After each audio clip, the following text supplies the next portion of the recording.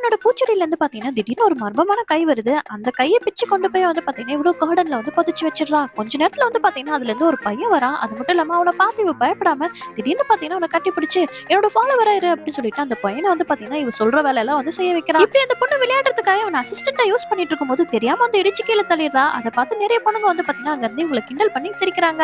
அப்ப வந்து பாத்தீங்கன்னா இவங்களை அட்டாக் பண்றதுக்காக அவன் போறான். பட் அந்த பொண்ணு வந்து பாத்தீங்கன்னா இவளை ரொம்பவே கண்ட்ரோல் பண்றா. பட் இருந்தாலும் அந்த பொண்ணுகிட்டே அவங்க மிஸ்பிஹேவ் பண்ண சோ இந்த சமயம் விடாம அந்த பொண்ணுங்களை எல்லாம் போய் அட்டாக் பண்ணிடுறான். இப்படி என்னதான் வந்து அந்த பையன் வந்து இந்த பொண்ணுக்கு ஹெல்ப் பண்ணிருந்தாலும் அந்த பொண்ணு வந்து பாத்தீங்கன்னா இவனை அடிமையை தான் வந்து பாக்குறா. அது மட்டும் இல்லாம நாயோட வந்து பாத்தீங்கன்னா படுக்க வைக்கிறா. மறுநாள் காலையில எழுந்து பார்த்தா அவளோட நாயை காணும். எங்கன்னு பார்த்தா இந்த பையன் வந்து அந்த நாயை சாப்பிட்டுறான். சோ இதுக்கப்புறம் விடக்கூடாது அப்படின்னு சொல்லிட்டு அந்த பையன் சாப்பிடும் போது பாத்தீங்கன்னா இந்த பொண்ணு நல்லா சாப்பிட வச்சுட்டு அவனை அப்படியே பாத்தீங்கன்னா கொலை பண்ணிடுறா. அது மட்டும் இல்லாம பல இடத்துக்கே வந்து பாத்தீங்கன்னா அவன் வந்து போயிடுறான். சோ இப்ப இந்த பொண்ணு செஞ்சது சரியா தப்பான்றத மறக்காம கமெண்ட் பாக்ஸ்ல வந்து சொல்லுங்க.